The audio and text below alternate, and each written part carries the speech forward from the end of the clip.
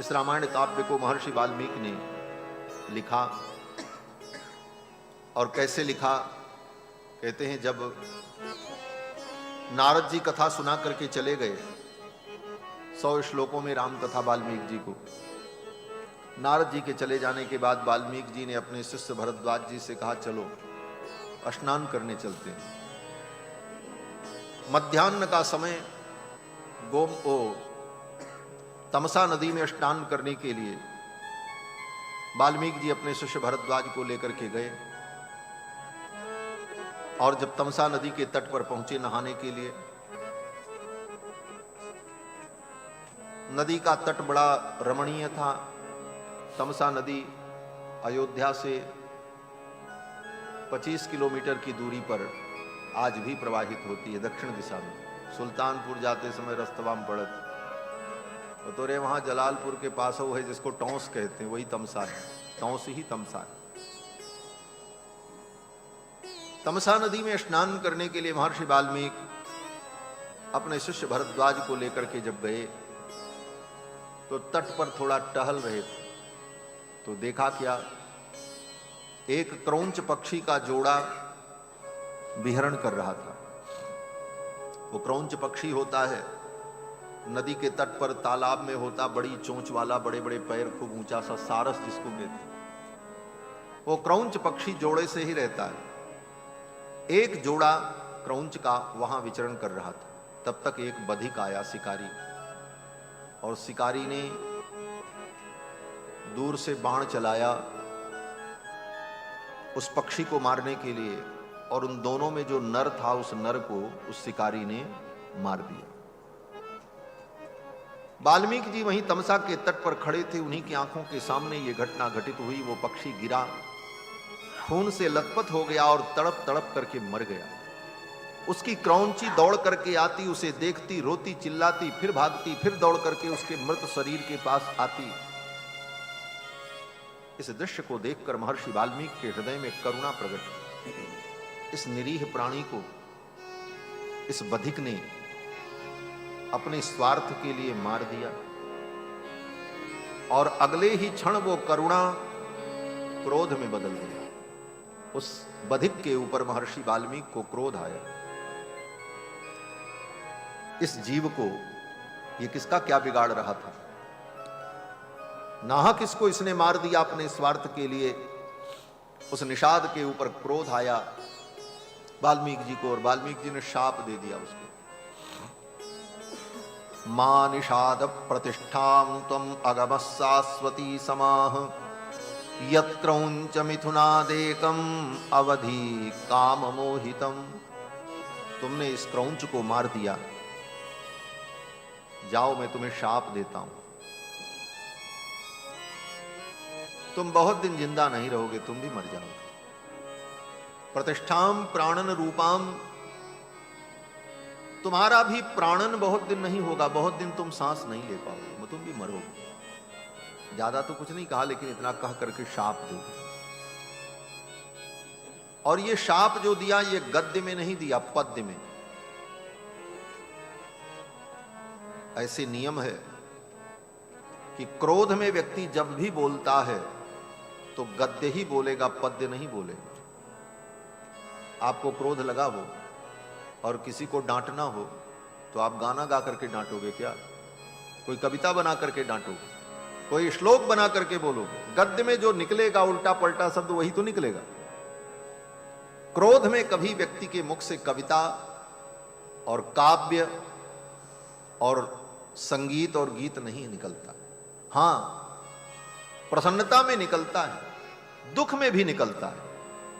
दुख में गीत निकलेगा, कविता भी निकलेगी, लेकिन क्रोध में नहीं निकल सकता। बोले दुख में कविता निकलती? बोले हां निकलती, गीत निकलता है महाराज। प्रेम में, वियोग में, दुख में प्रेमी रो रो करके अपने भाव को व्यक्त करता है। दुख में कविता तो निकलती है। भागवत में वर्णन है, जब भगवान रास मंडल से अंतर्धान हो गए, रास लीला चल रही थी, गोपियों को अभिमान आ गया कि हम बड़ी सौभाग्यशालिनी, भगवान मेरी इतनी सेवा कर रहे हैं। भगवान ने कहा अच्छा, अभिमान आ गया तो अभिमान तो दूर करना पड़ेगा। भगवान रास मंडल से गायब। तासाम तत्सौभगमदं वीक्षमानं च केशवः प्रशमाय प्रसादाय तत्रैवान्तरधीयत। भगवान अंतर्धान हो गए। अब गोपियां भगवान के वियोग में रोने लगी, दुखी हो गई। कहां गए श्याम सुंदर, कहां गए श्याम सुंदर। और रो रो करके गोपियों ने एक गीत गाया, रुरुदुः सुस्वरम राजन कृष्ण दर्शन लालसा। कृष्ण के दर्शन की लालसा से गोपियों ने रो करके एक गीत गाया। और जो गीत गाया उसका नाम गोपी गीत है। जयति तेधिकम जन्मना ब्रज शयत इंदिरा सस्वदत्र ही दयित दृश्यताम दिक्षुतावकाश त्वयि धृता सवः त्वां विचिन्वते।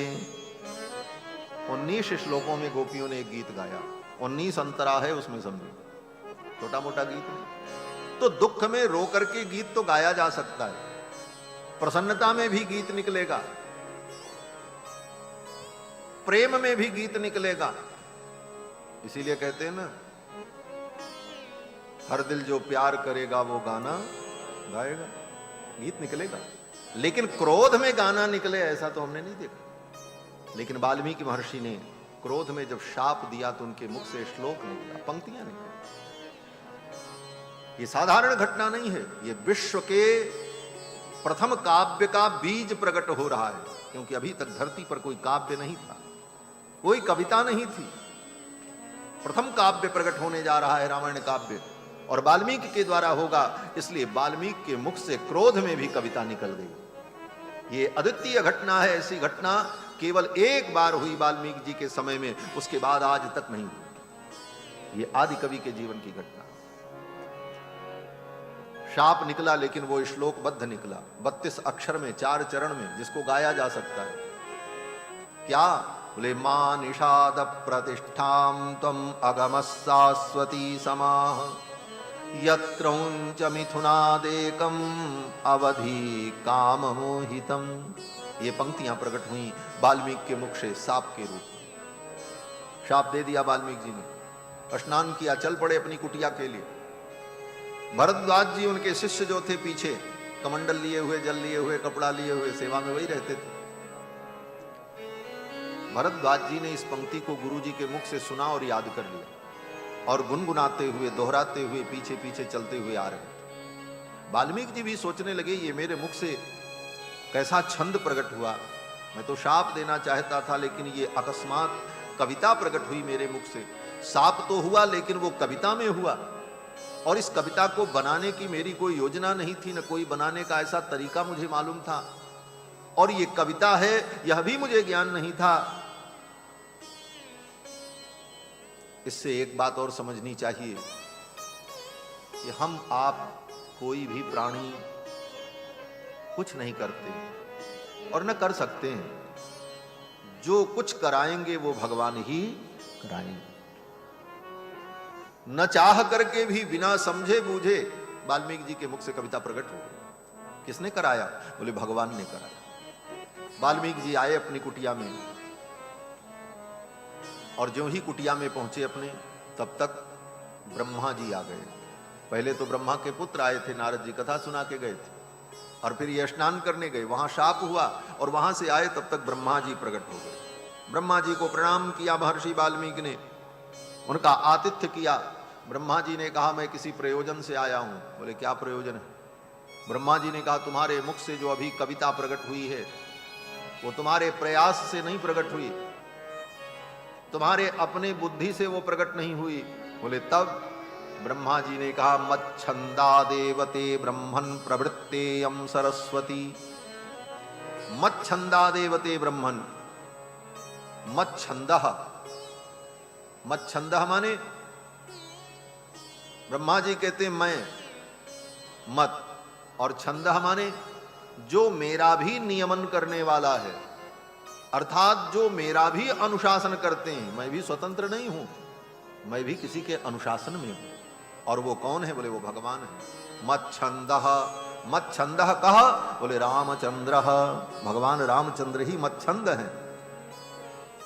और उन्हीं की कृपा से मच्छंदा देवते ब्रह्मन प्रवृत्तेयम सरस्वती। हे वाल्मीकि, तुम्हारे मुख से ये जो सरस्वती प्रकट हुई है, ये भगवान की इच्छा से हुई और तुम्हारे द्वारा एक काव्य की रचना होने वाली है, आदि काव्य का प्राकट्य होगा। वाल्मीकि जी ने कहा क्या होगा? ब्रह्मा जी ने कहा नारद जी ने जो कथा सुनाई है उस कथा का तुम विस्तार करो।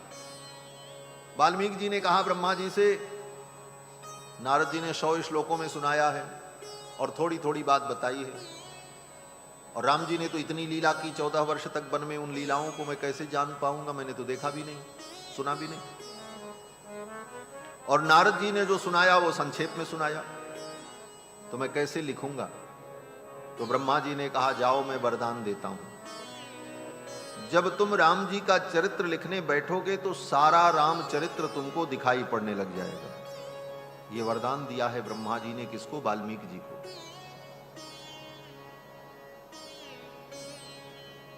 राम का जो अविदित चरित्र है वह चरित्र भी तुमको विदित हो जाएगा। विदितम ते भविष्यति।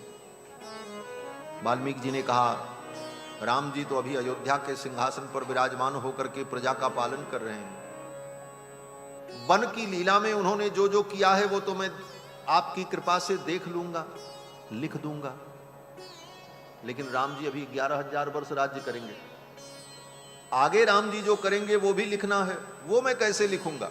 अभी तो राम जी ने वो चरित्र किया ही नहीं।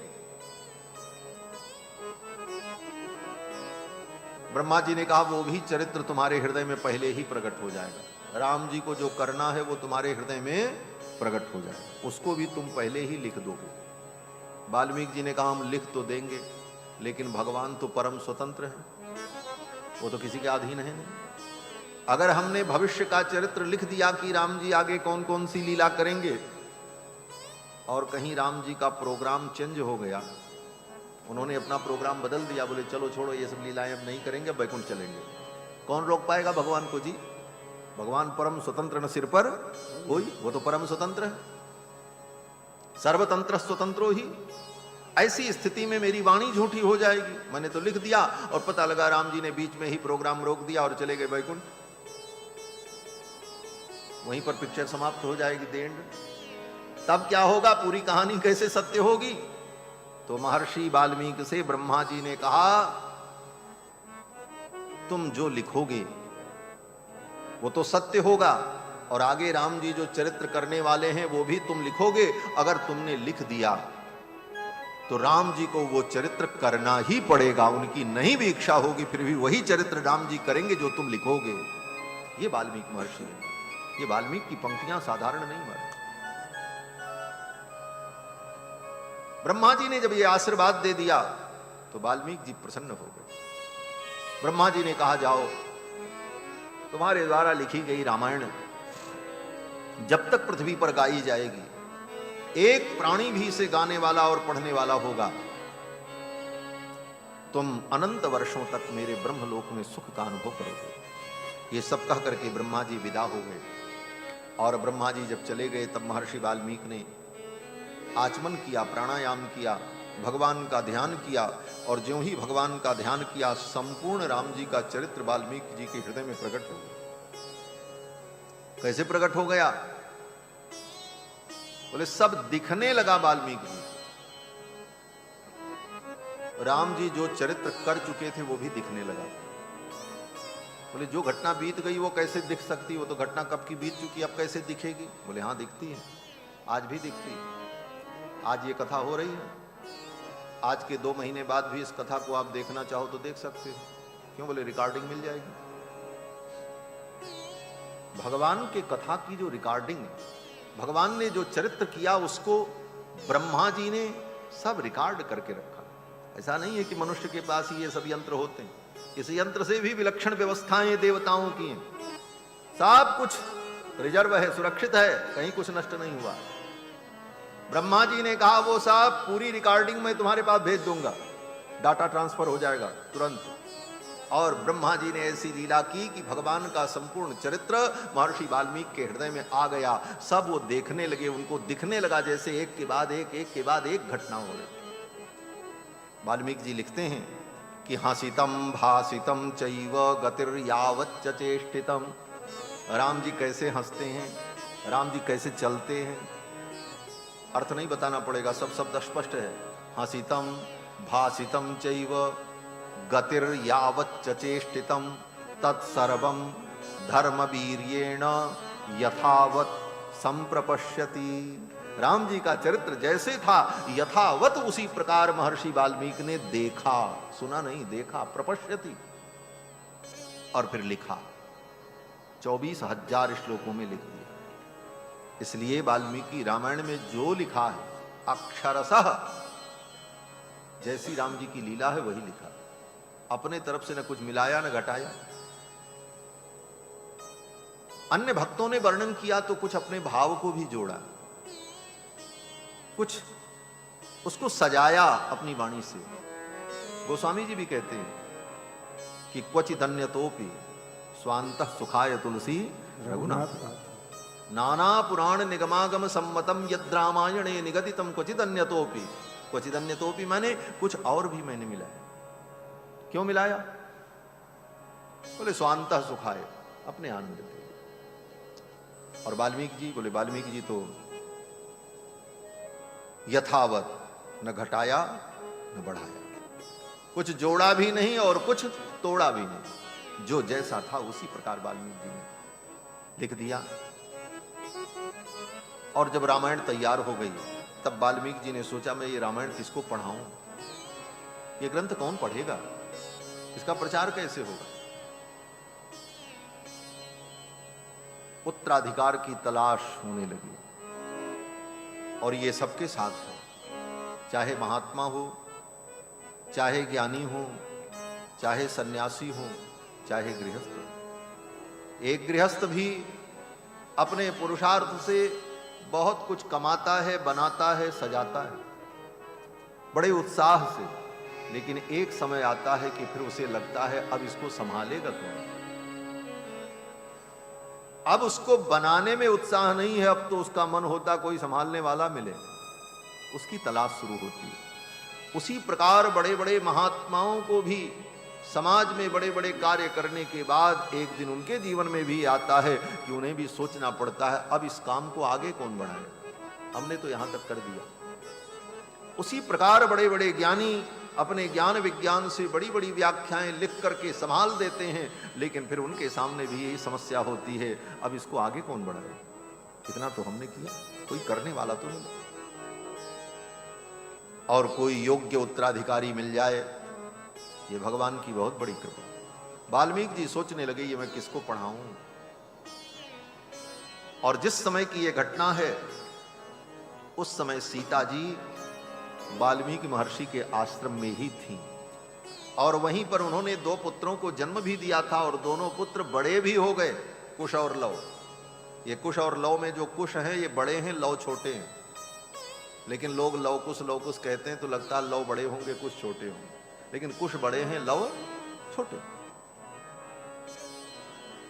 दोनों भाई लगभग 10 वर्ष के हो गए, धनुर्विद्या में पारंगत, संगीत विद्या में पारंगत, वेद विद्या में पारंगत महर्षि वाल्मीकि ने उनको समस्त विद्याएं प्रदान करके सर्वथा योग्य बना दिया, योग्यता उनकी सुनिश्चित कर दी।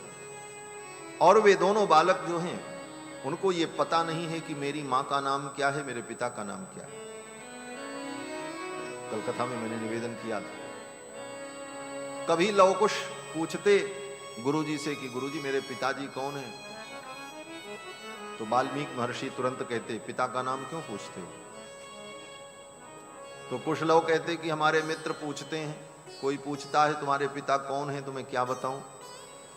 तो वाल्मीकि जी ने कहा देखो, जब बच्चा अपने नाना के घर में रहता है तो उसका परिचय उसकी मां के नाम से होता है। ननिहाल में बच्चा रहे तो गांव के लोग पूछेंगे किसका बेटा है, तो लोग ये कहेंगे वो शांता का बेटा है, सरिता का बेटा है, क्योंकि उसी को लोग वहां जानते हैं जिस गांव की वो बेटी, मां बाप का नाम कौन जानने जाएगा। और जब अपने पिता के घर में रहता है तो उसका परिचय उसके बाप के नाम से होता है। किसका बेटा है तो फलाने का बेटा है। वहां उसकी मां का नाम बताओ, कौन जानेगा उस बहू को, वो तो घर में रहती। तो ननिहाल में मां के नाम से उसका परिचय होता है और पिता के घर में पिता के नाम से, और गुरु के घर में शिष्य का परिचय उसके गुरु के नाम से होता, वहां मां बाप के नाम से नहीं होता। किसका चेला है, बोले फलाने गुरु जी का चेला है, उसी से उसका नाम जाना जाता है। तो वाल्मीकि जी ने कहा, बेटा तुम गुरुकुल में रह रहे हो, इसलिए तुम्हें पिता के नाम की कोई आवश्यकता नहीं है, और कभी ऐसा प्रश्न करना मत। अगर कोई तुमसे पूछे कि तुम्हारा परिचय क्या है तो बता देना कि मैं महर्षि वाल्मीकि का शिष्य हूं, इतना ही परिचय पर्याप्त है। कुछ और लोग चुप हो गए। आज के जैसे शिष्य नहीं थे कि बहस करते, गुरु ने कह दिया तो मान लिया। माता पिता और प्रभु की वाणी बिना विचार करिए शुभ जानी। माता पिता और प्रभु की गुरु की वाणी को सुनकर उसमें विचार नहीं करना चाहिए। आज्ञा गुरुणाम अविचारणीय, गुरु की आज्ञा में विचार नहीं करना चाहिए। जो कह दें उसे चुपचाप मान लो। मान लिया, कभी नहीं पूछा, मां का नाम कभी नहीं पूछा, और उन्हें पता भी नहीं है कि मैं रघुनंदन का पुत्र हूं, क्योंकि ये सब रहस्य इसीलिए बना रहा कि इन्हीं के द्वारा रामायण का गान होगा, तभी सीता के पावन चरित्र को, ये रामायण जो सीता जी का चरित्र है, सीतायास चरितम महत्, इस महान चरित्र को दुनिया तभी जानेगी। महर्षि वाल्मीकि विचार कर रहे थे किसको मैं पढ़ाऊं। तब तक दोनों भाई कहीं से खेलते हुए आ गए, वहीं आश्रम में ही रहते थे। आए, आकर के गुरु जी को प्रणाम किया, और ज्यों ही प्रणाम करके दोनों उठे तो महर्षि वाल्मीकि तो चिंतन में थे। देखा दोनों बच्चों को, देखते तो रोज थे, लेकिन आज जब देखा तो महर्षि वाल्मीकि को एक अजीब दृश्य दिखाई पड़ा। क्या दृश्य दिखाई पड़ा? बोले वाल्मीकि जी को लगा कि जैसे राम जी ही दो रूपों में प्रकट हो गए। राम जी के राजा रूप को, सिंहासनारूढ़ रूप को तो महर्षि वाल्मीकि ने प्रत्यक्ष देखा है,